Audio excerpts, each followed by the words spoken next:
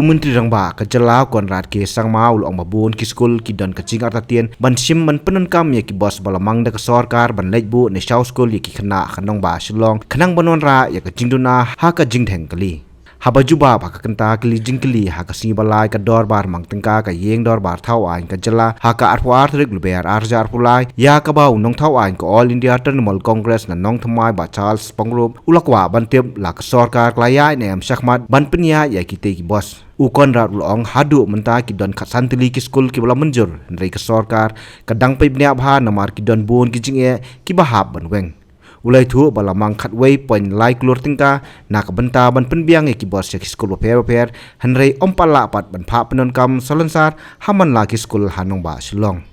Mr. Speaker, sir, reply to star question 14A. No, sir. B, sir, not applicable. C, sir, amount earmarked is 11.3 crores and amount spent is 0.17 crores. D, sir, funding agency is the state government through Planning, Investment, Promotion and Sustainable Development Department. Funding pattern is fully funded by the state government. And the type of vehicles is 30-seater midi diesel buses. Honorable Speaker, in the reply of the Honorable Chief Minister, he says that the government does not intend to make school buses compulsory. May I know why, sir? The answer is no. Sir, for this entire process, I would like to go into the background. That the idea, of course, is to reduce the congestion in the city. And we have approximately 27,000 students who are commuting to schools in the Laimukra and Dhanketi area. And almost 60% of the schools, students use private mode of transportation.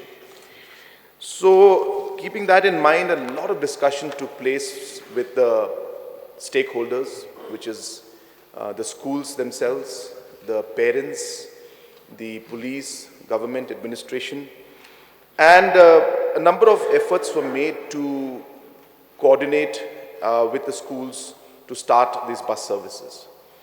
But we found that the schools were very reluctant. A lot of them were reluctant to run the bus services, where they stressed on the fact that it is very complicated, and of course their primary work is to teach and not run bus services. And hence we were in a very complex situation where we had to achieve the goal of reducing the congestion, yet be sensitive towards the concerns of the parents and the schools.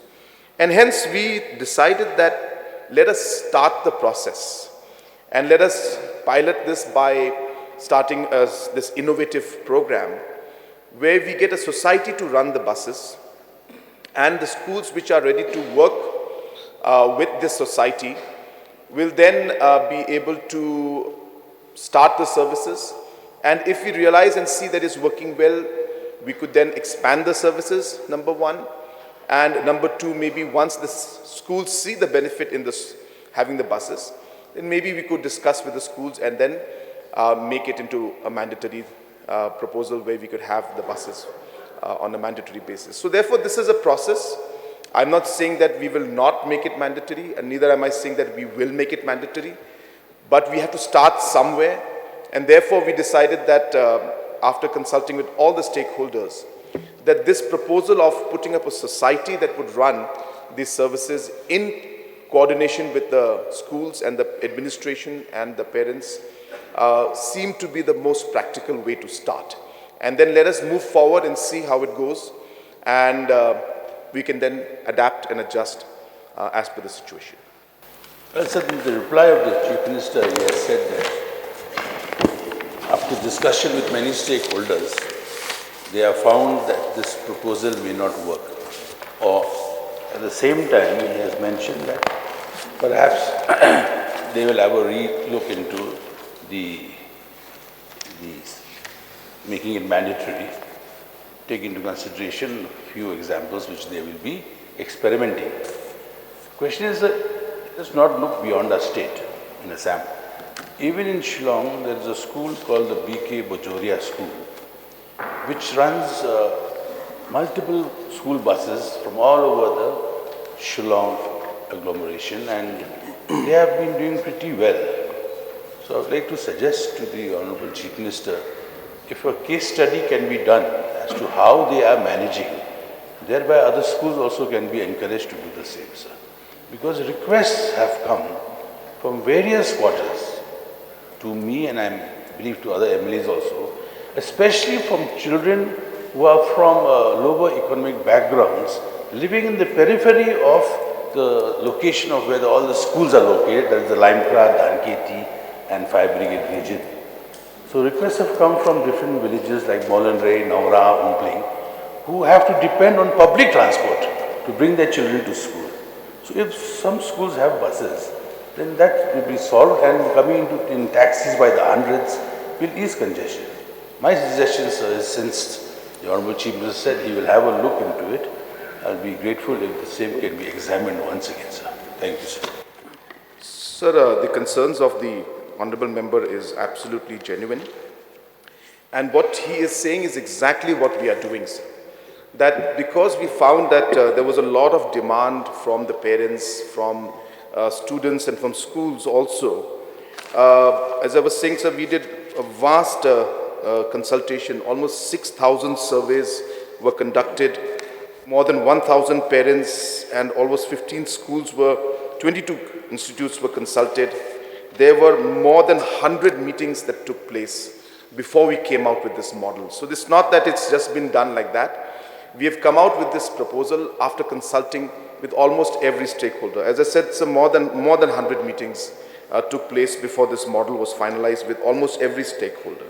And hence, we felt that this model, so just explain it for the benefit of the House, that this is a model which called STEM, so it's a Sustainable Transport and Efficient Mobility Society. And the idea, sir, is to be able to provide a society that will then run the system of these buses, where number one objective being that the management of this overall buses, the running of these buses, the maintenance of these buses will not be the headache of the schools, but the society will run these buses. And neither the government also will be directly involved in this. The society will be empowered to do the work. So it will serve the purpose of ensuring that number one, the children are able to get the services. And as I said, we started with 30 buses. If this model works well, then we will expand it into much larger fleets. The second part, sir, which is very, very important to understand, is that by giving the buses to the schools will run it in the morning once and in the afternoon once. What happens on Saturdays and Sundays? What happens on holidays? And hence we realize that maybe the most efficient way to ensure that the buses are utilized in the most efficient manner may not be by giving it to the schools, because schools also are reluctant to take it. So therefore, if the society is given the responsibility, after the school children are dropped in the school in the morning, the society will then plan and see how that bus could be then used maybe to pick up government employees from a particular location. And then also maybe on a weekend, instead of the bus lying in a particular parking place, it can be used for tourism purpose maybe. And tourists can be then taken to locations. So the whole idea of creating a society is to ensure that we are able to run the system in a proper manner. We are able to utilize the overall buses in a much more productive manner, not just for children's dropping in and picking up, but also for other purposes. The idea being to decongest Shillong city. And last but not the least, so very important in fact, that once the society runs this, there will be very, very strict safety measures. Parents were very much concerned that the children's safety is very important. So, sir, each of these buses, for example, has a GPS tracking system. So the parents can actually see where the bus has reached on their mobile phones. We'll be having about 5 CCTV cameras installed in every bus, which means that if any situation, God forbid, then the CCTV recording is there for any kind of safety and security measures that are there. And the people who will be in it will be trained to ensure that the safety and security of the children, most importantly, is kept.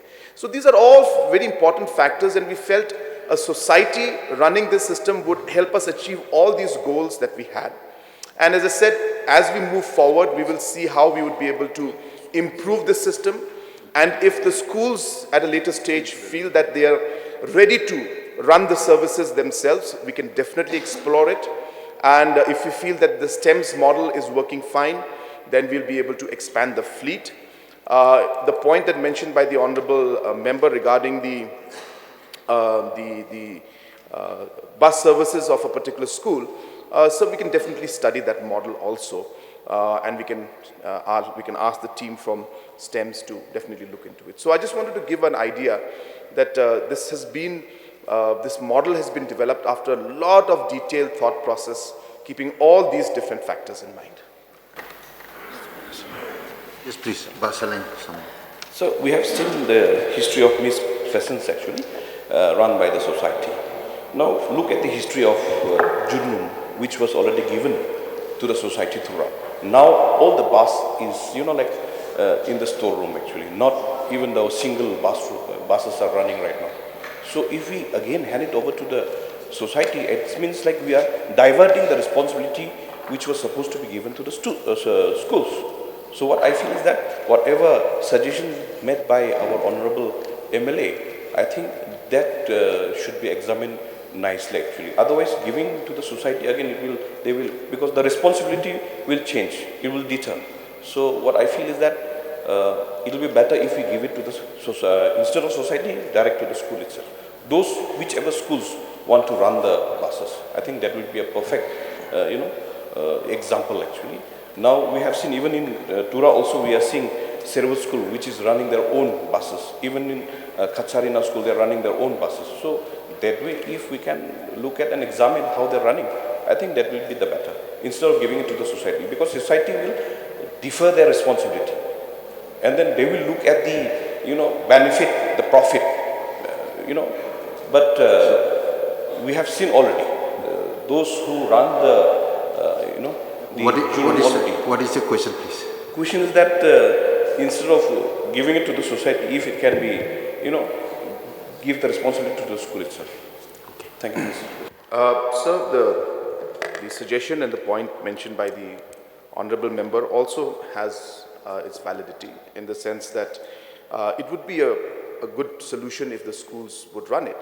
But as I mentioned in my opening remarks, a large number of schools are not willing to run it. They are saying that our primary job is to teach the students. We are not bus services, so we don't want to run bus service. Who will maintain it? Who will pay for the driver?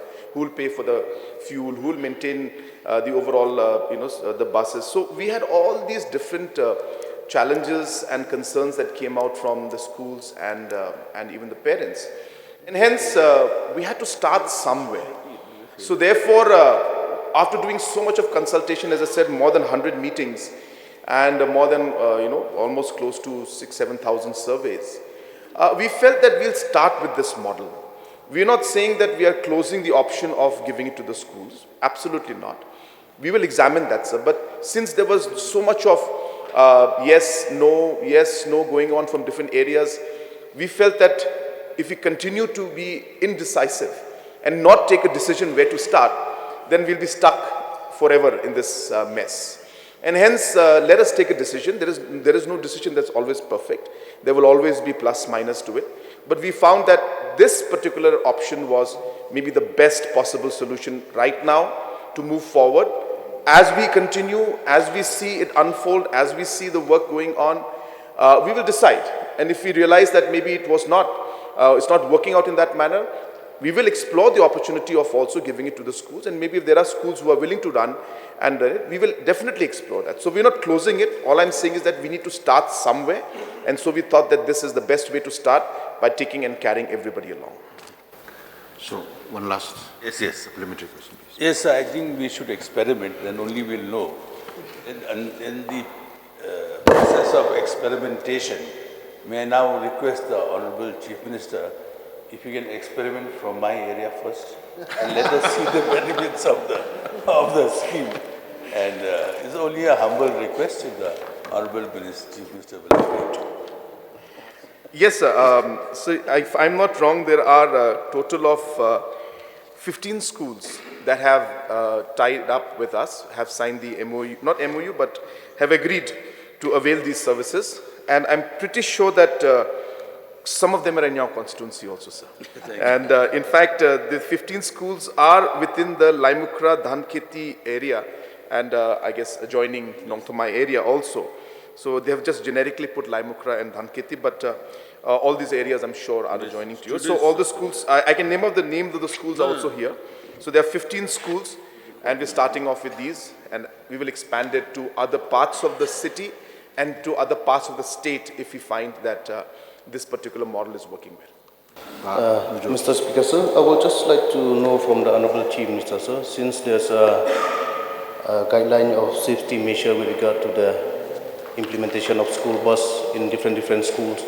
So may I know, sir, whether from the department side, whether there's any kind of issuance with regard to the guideline to the different schools, especially in rural area, with regard to having a school bus or running a school bus, sir? No, sir. This is, as I said, this is not a specific guideline for school buses in the sense that, like a generic order or generic program for school buses through education department or other departments. This is specifically, as I said, regarding the decongestion of Shillong city. And this is specifically regarding realizing that schools are a major part which lead to the congestion because, as I said, 27,000 students study in and around the Laimukra Dhanketi area.